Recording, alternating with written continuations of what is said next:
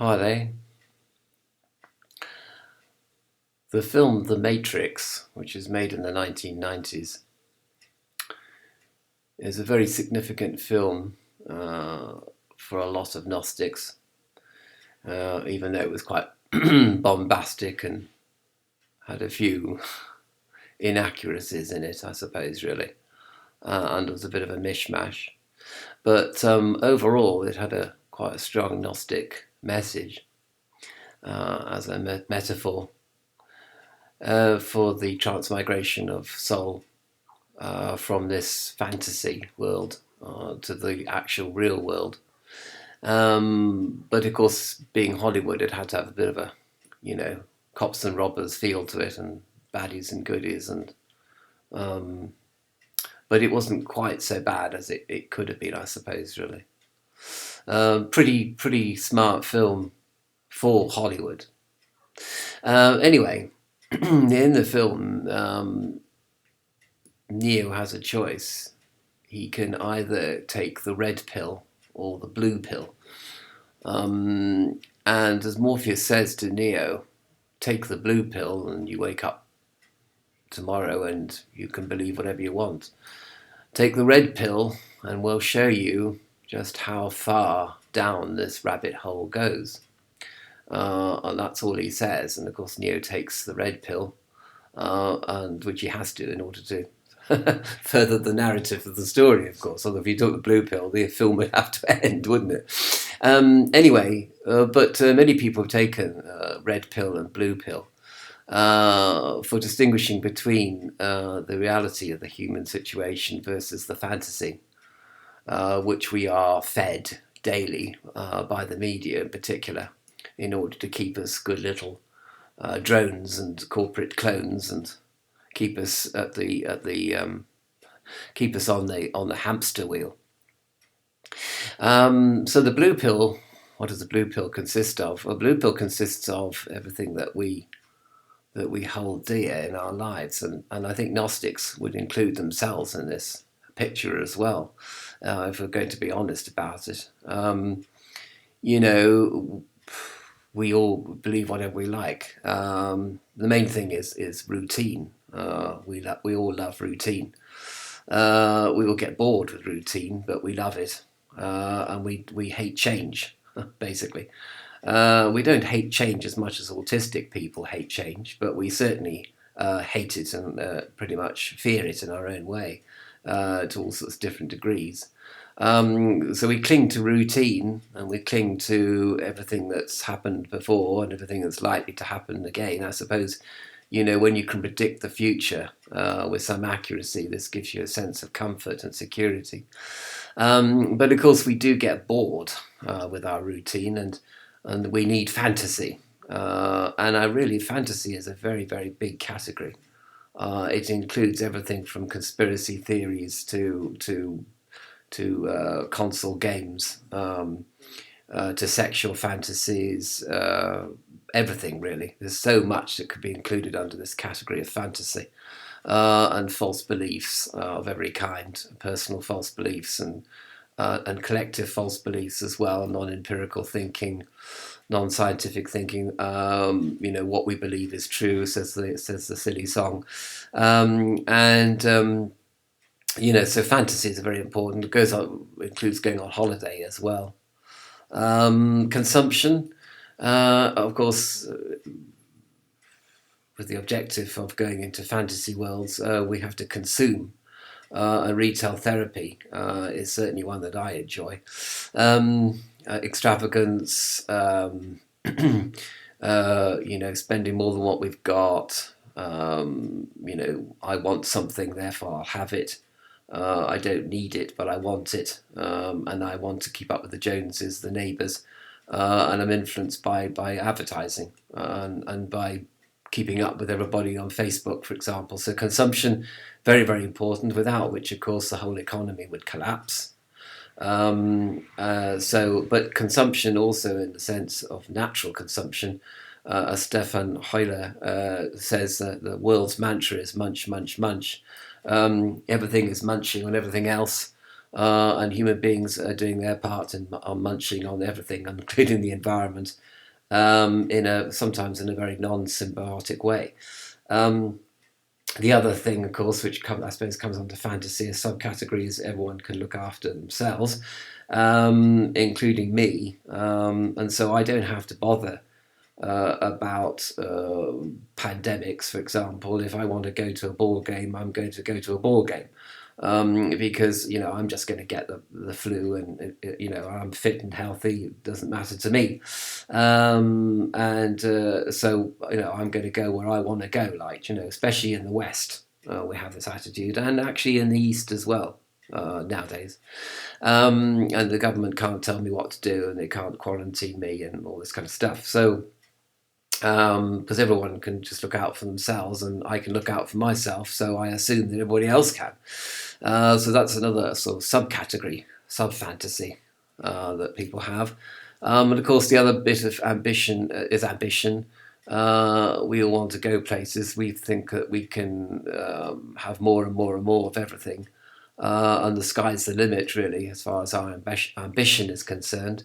But I suppose all these ambition, selfishness, false beliefs, consumption, they all come under fantasy, really. And the main thing is that fantasy and routine are sort of the dialectical condition of the modern human being.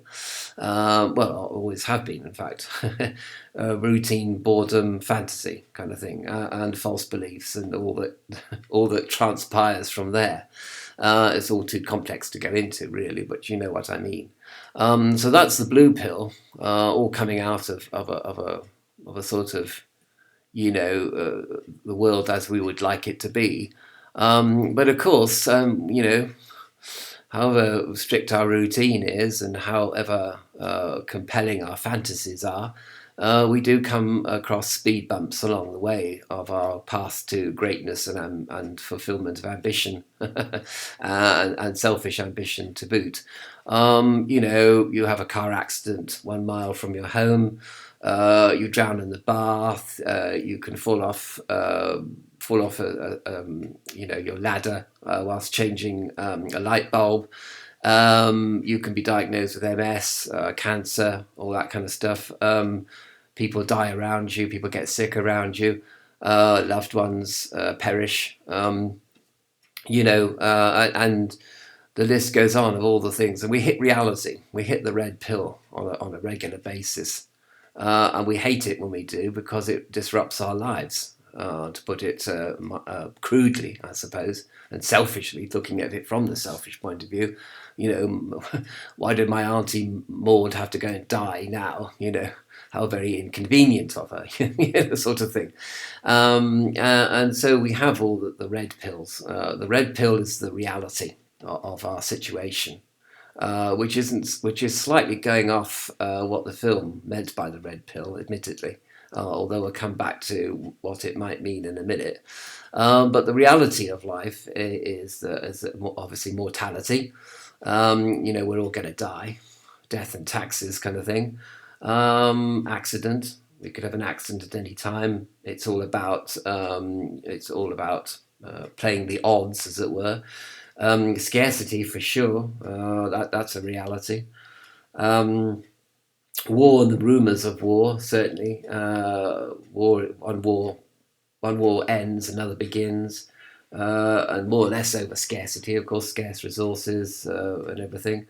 So you put these two together, you put all these realities together, and the individual goes into fear, and the collective goes into panic.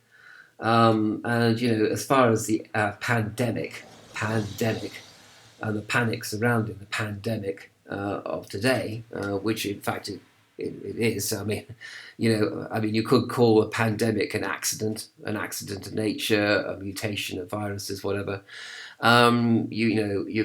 People go into fear individually, and go into panic collectively. As far as I can see, the main problem really is food hoarding, panic buying as a result of this pandemic.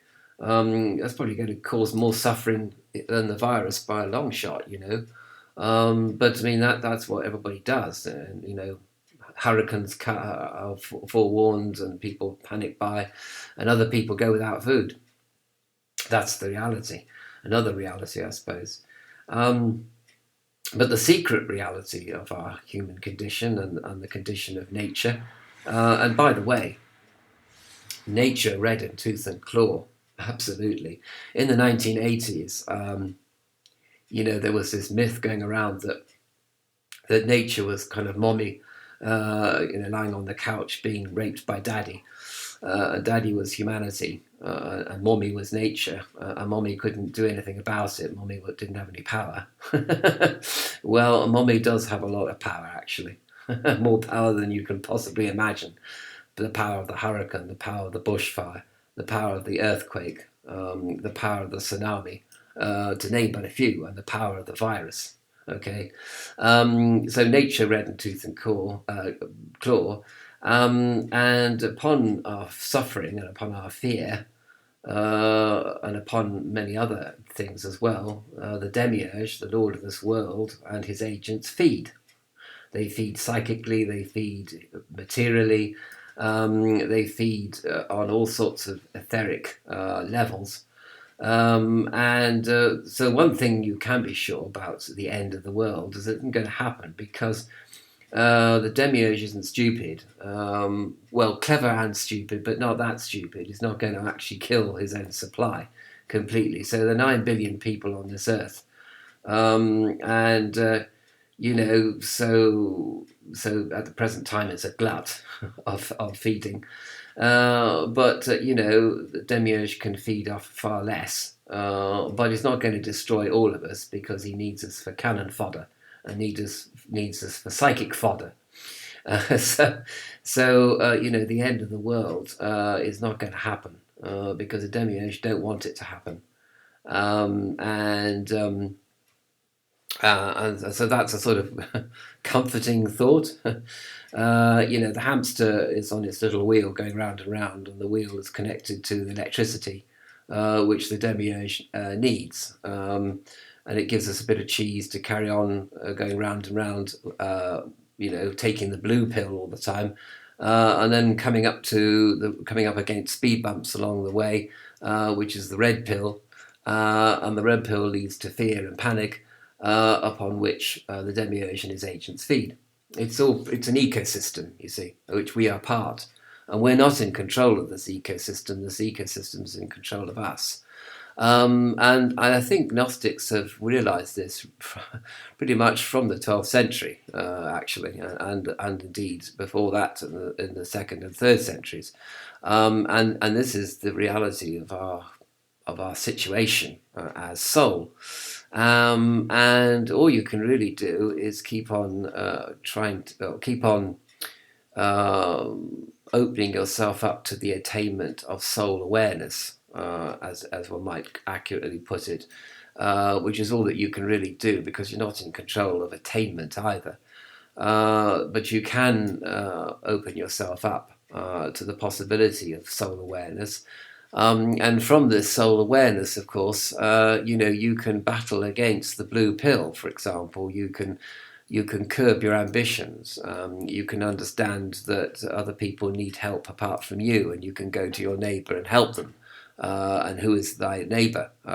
People ask Jesus, and Jesus answers that question. So read about that.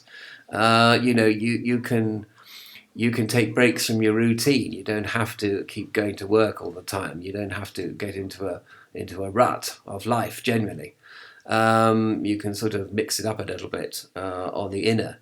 You don't have to consume so much. You don't have to. You can only, you should only buy what you need rather than what you want, and you should distinguish between needs and wants.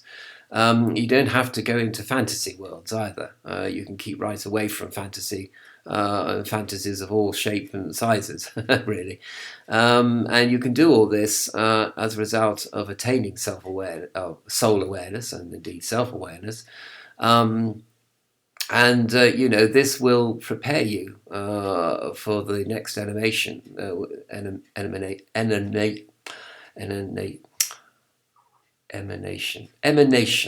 if I would calm down and speak properly, emanation, which is soul emanation, which is on a dimension which is utterly other to the one that we experience currently. And as I said before in my first video, this is not an excuse to commit suicide on the basis that you're going to have something better, better later and better at someplace else other than this dimension, because it doesn't work like that. And you have to cultivate kindness, compassion, and altruism, and appreciation, I suppose, for